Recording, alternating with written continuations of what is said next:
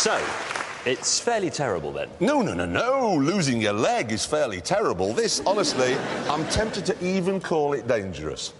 All right, if you're driving around on a track with the traction control off, going power, then maybe. But what if, I don't know, what if you wanted to drive around normally? Well, then it would just be a Vectra, and that would be even worse. Good point. No, honestly, what we've got to do now is put this round our track, see how fast it is. Of course, that means handing it over to our tame racing driver. Now, some say he invented Branston Pickle. And that if you insult his mother, he will headbutt you in the chest. All we know is he's called the Stig. Away he goes, traction control off, of course, and that means acres of wheel spin, but it's the corners where this thing gets really hairy. First one now, loads of tyre squeal. Can you see it? Look, it's dragging wide, almost onto the grass there. Πόσο κάνει το τυρί? How much is the cheese? Ah, now the Stig's learning Greek this week. Here he is. Look at the understeer. They're constantly slewing offline.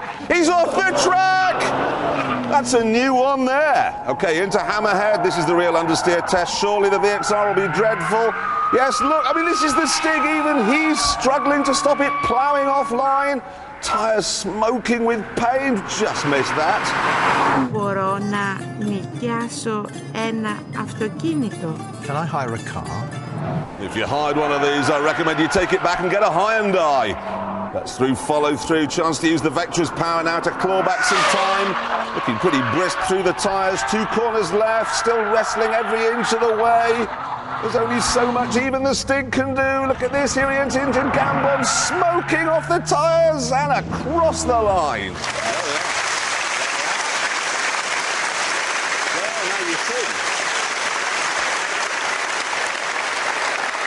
All that power and that phenomenal top speed, and it did it in 1 minute 35.3. So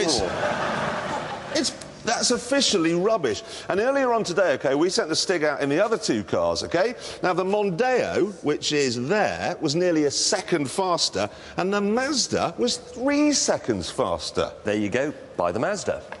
Not so sure.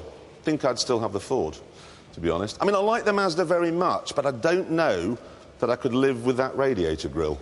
You're going to say you're not going to have the best car here because of the radiator grille?